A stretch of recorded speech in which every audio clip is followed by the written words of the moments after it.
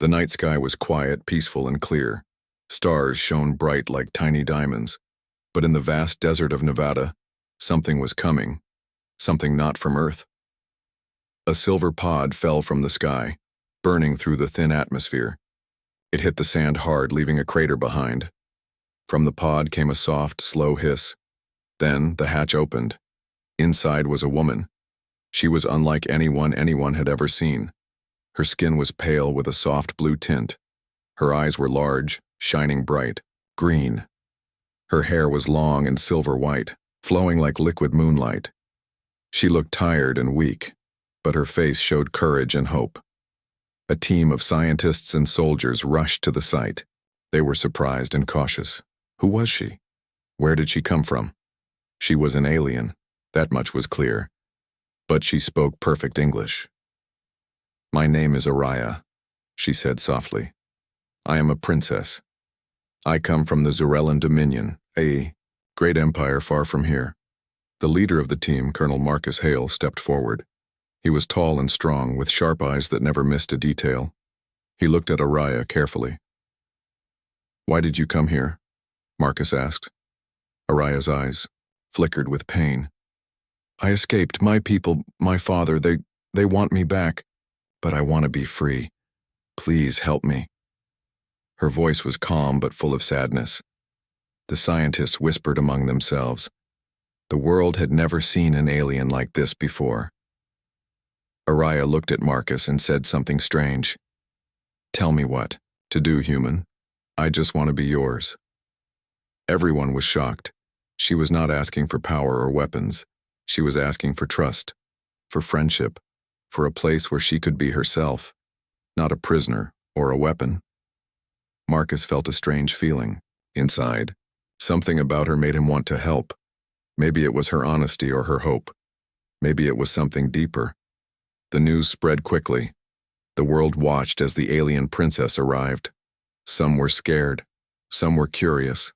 Some wanted to use her for their own plans. But Marcus believed she was different.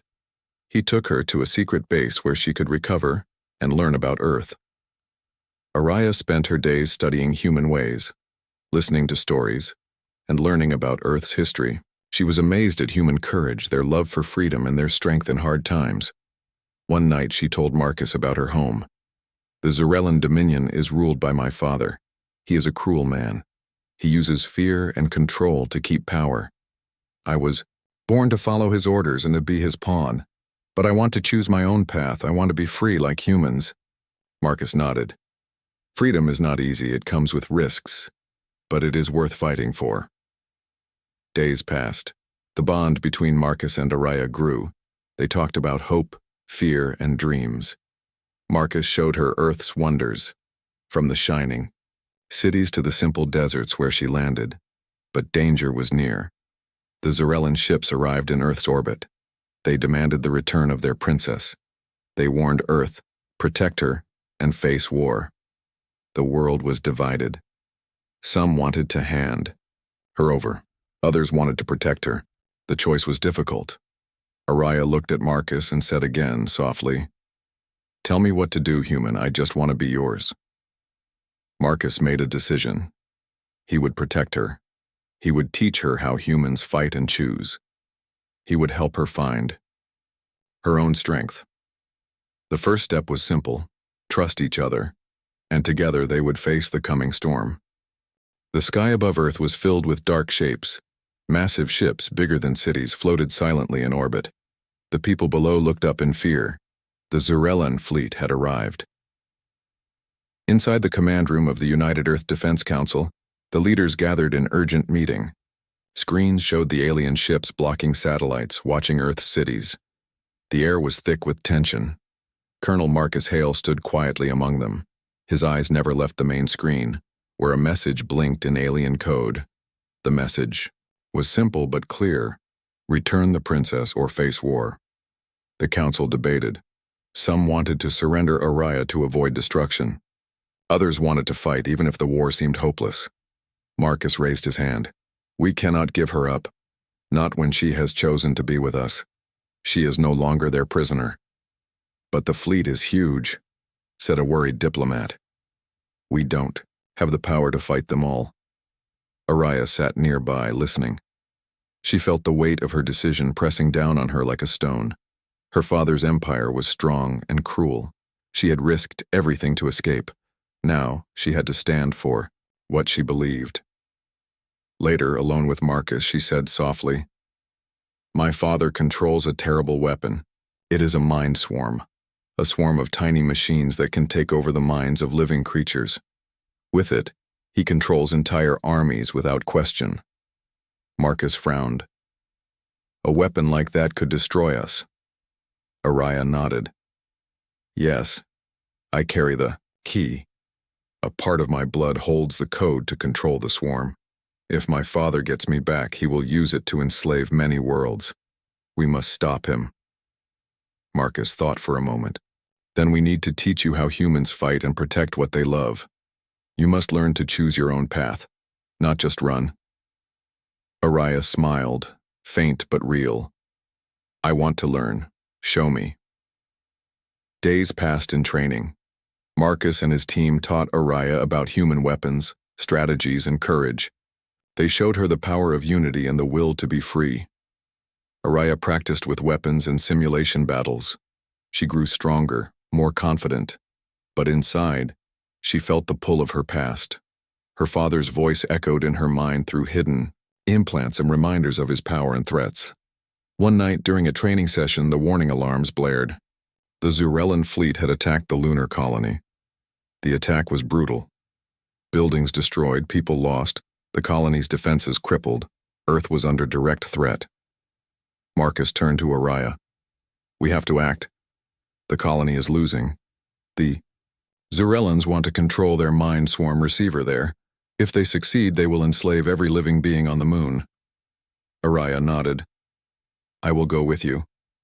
It is time to fight, not run." Together, Marcus and Araya boarded a small, fast ship. Their mission? To destroy the mind swarm receiver before it could be used against Earth. The trip to the moon was tense. Araya's heart pounded. This was her chance to prove she was free, to prove she belonged to herself, not her father. When they landed, the scene was dark and cold. The once lively colony was now a battlefield. Smoke rose from shattered buildings. The Zurellan mind swarms crawled over the surface, small and deadly machines ready to take control. Marcus led the way, weapon ready. Araya followed, her eyes sharp. They moved quickly toward the receiver, a tall tower glowing with alien light. Suddenly, Araya froze. Her implant beeped, her father's voice. It was a command, a threat. "Return, or you will die. You are mine." She clenched her fists, fighting the control. Marcus saw her struggle. "We don't kneel here," he said firmly. "Not to kings, not to gods, not to monsters like your father." With Marcus's help, Araya broke the mental hold. She raised her weapon and fired at the receiver. The tower exploded in a burst of light and sparks. The mind swarm machines fell lifeless. The colony was saved. Araya breathed deeply. She looked at Marcus. "I am free, not because I was told to be, but because I chose to be." Marcus smiled. "You're one of us now." Back on Earth, the news spread. The people cheered the courage of the princess who had chosen freedom over chains. But the war was far from over. The Zurellan fleet still loomed above, ready to strike. The battle for Earth and Araya's freedom was just beginning. The cold light of dawn crept over Earth's horizon, but the planet's people were far from peaceful. The skies above Earth were darkened by the presence of the Zurellan fleet. Their ships hung like silent giants, waiting, watching.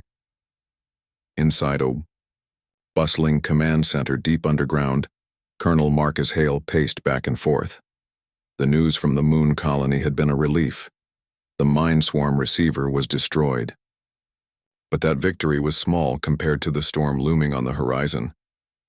Araya sat quietly in a corner, her eyes fixed on a holographic map of the solar system. Her thoughts were miles away. In her homeworld, in her family, in the empire she had escaped. I'm ready, she said suddenly, breaking the silence. Marcus stopped and looked at her. Ready for what? To fight, she said. To stand with you. To prove that I am not a pawn, not a prisoner. I choose to fight for freedom. Not just mine, but yours too. The training had changed her. She no longer saw herself as the scared princess who fell from the stars. She was a warrior now, a symbol of hope for Earth and for all who wanted to be free. But the war was about to test that hope. Reports came in that the Zarellan fleet had begun attacking Earth's outer colonies. The ships unleashed wave after wave of mine swarms, tiny machines that invaded mines and turned people and soldiers into puppets. Earth's defenses were stretched thin. Marcus and Araya prepared to lead a special mission, to destroy a key Zarellan communication tower that controlled the mine swarm in one of the outer colonies. This mission will be dangerous, Marcus warned the team. But if we succeed, we can stop the mine swarms from spreading. Araya nodded. I will go with you. The mission began under the cover of darkness. Their small ship slipped past enemy patrols, landing on the colony's surface. The air was thick with tension. As they moved toward the tower, Araya felt a familiar pull, a whisper inside her mind. It was her father's voice, coming from her neural implants. Return to me, it said.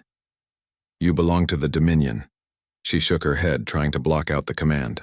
Marcus saw the struggle on her face. We don't kneel here, he said firmly. Not to kings, not to gods, and definitely not to monsters like your father. His words gave her strength. They reached the tower, guarded by mind-controlled soldiers. The battle was fierce. Araya fought beside Marcus, her skills growing with each moment. At the heart of the tower, Araya found the control panel. Sweat dripped from her forehead as she worked to disable the system. Suddenly, the tower began to hum with energy. The mine swarms started to activate, crawling toward the colony.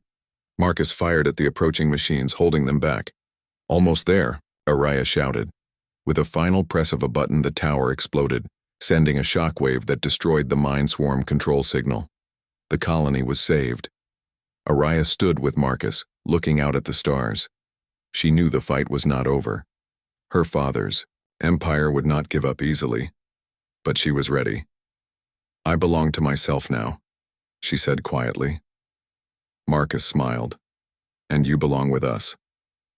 The stars above shimmered cold and distant as Earth prepared for the battle that would decide its fate. The Zarellan Dominion was not just sending ships. They were sending their entire war machine, the mine swarms, and the terrible weapon, hidden deep in the heart of their flagship. Inside the vast command deck of the United Earth Defense, Colonel Marcus Hale stood with Araya. Their eyes met, filled with determination. The time had come to strike at the source.